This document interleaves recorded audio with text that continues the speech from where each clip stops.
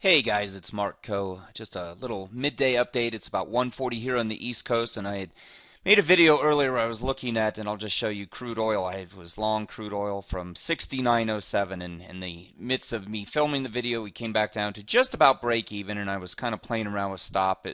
I had gotten to break even stop, and then kind of played back and forth with just a handful of ticks. And this is the section that I was long, and it started pulling back right as I was recording the video, and I ended up with about I think an 0.1 stop before it started to rotate. So again, my original stops were lower during the filming of the video. I moved it higher, and what I was looking for was a move up to this 55. So you can see I got the move to 55, and then we break the 55 and we come up and trade again to a prior level. So I wanted to kind of talk about how this day unfolded versus what did we know before the day started. And I'm just going to kind of reference my 8 a.m. briefing this morning.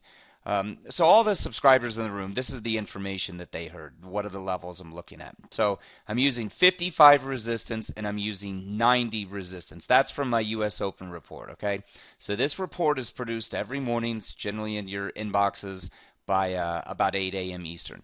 This is my resistance, 69.55, 69.90. That's where it's coming from, right? Okay, so it's my analysis to start the US Open. So I want to show you where I'm pulling it from and how I'm using it, most importantly. So again, I don't have any really big outside edges here. I've talked about this in crude oil, but this is where my 90 is coming from. Again, it's the big breakdown on last Tuesday, the 31st, and that's why I'm marking it as a significant level. It's a breakdown. It's the resistance in this area. This is where my 55 is coming from, right? And actually, I'm trying to pull it where I had it 55 from. It was a profit target from earlier. So those are the two levels. I can't get it to highlight. There we go, right on it there. So it was an earlier overnight session. All right, so the plan was, again, looking at support down to 68.5, again, from this level. So all these levels are known to me prior to starting my day, right? So I don't walk in and go, let me let price move and then I'll figure out where I want to look. This is where I'm looking as I start my day. So I want to show you how it kind of plays out in real time. And I talked about it, I'm trying to film the videos in real time. It's a little challenging, especially in quick moving action, but you know, I'm doing my best to try and capture it on a video here. So again, what happens around the 69 level? Why do we get long? Well, I get initiated with the long signal here at 69, basically like '07. So I get long, and I know I'm looking for 55s. The 55s just being the top edge of the overnight action. That was the significance of 55, right? That was the significance. There was no bigger picture significance. It was just overnight resistance.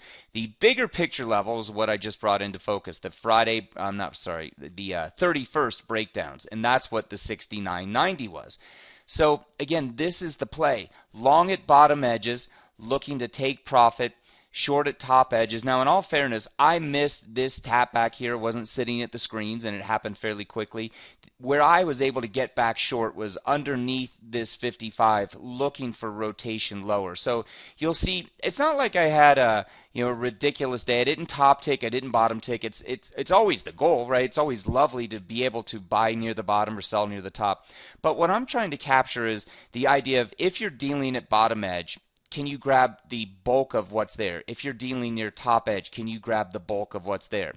My play to the short side here, again, was underneath the half. So I took it up to the top side.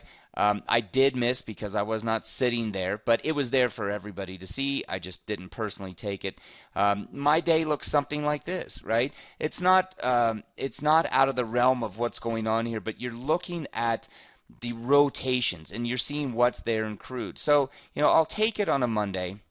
Again, the goal being, can I deal towards bottom edge? Can I deal towards top edge? Now, this top edge was there. It was actually a really nice trade location, right? Trade location. And that trade location does not mean that the trade has to follow through. It means this is where I'm willing to deal. This is where I'd like to put money to work, knowing that on breaks above it, I'm wrong. Knowing on rotation away, I'm getting paid, and that the size of what I'm losing is smaller than what I stand to gain on an upside rotation.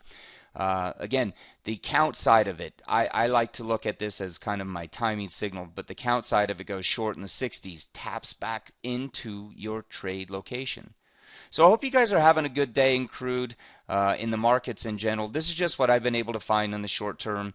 Again, the goal is being able to deal at edges, defining those edges, and then putting it to work and understanding what your risk is.